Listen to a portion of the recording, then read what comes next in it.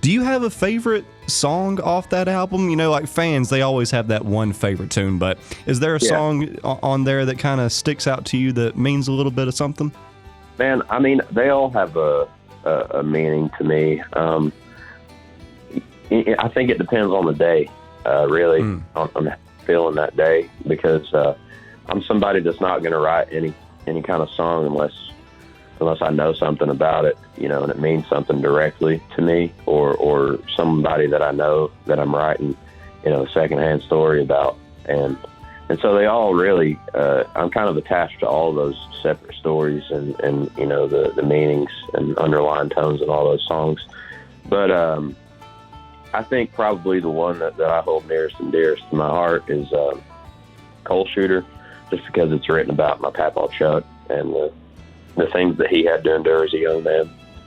Man, that's pretty crazy that you say that, because Coal Shooter is actually my favorite tune off the album. Yeah. That's one that I relate to a lot too, because my dad, he went through similar things that you sing about in that song. Yeah. And you know what you and other Appalachian artists are doing that have a far reach with their music, you're bringing these tales of mountain culture to folks that may not be too familiar with what you're talking about. So for folks out there that may not know what a coal shooter is, kind of explain it to them a little bit.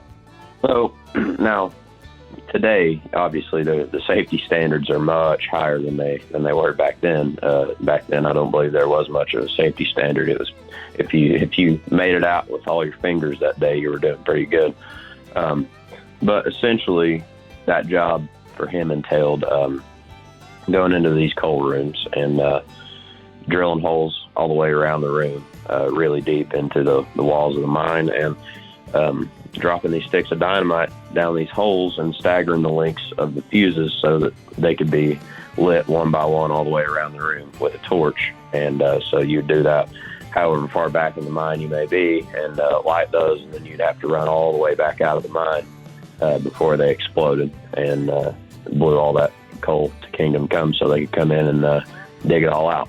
It is crazy to think that, you know, our ancestors had to live lives and do stuff like that. You know, it's amazing that we're even here today. You know what I'm saying? Well, it's the same generation.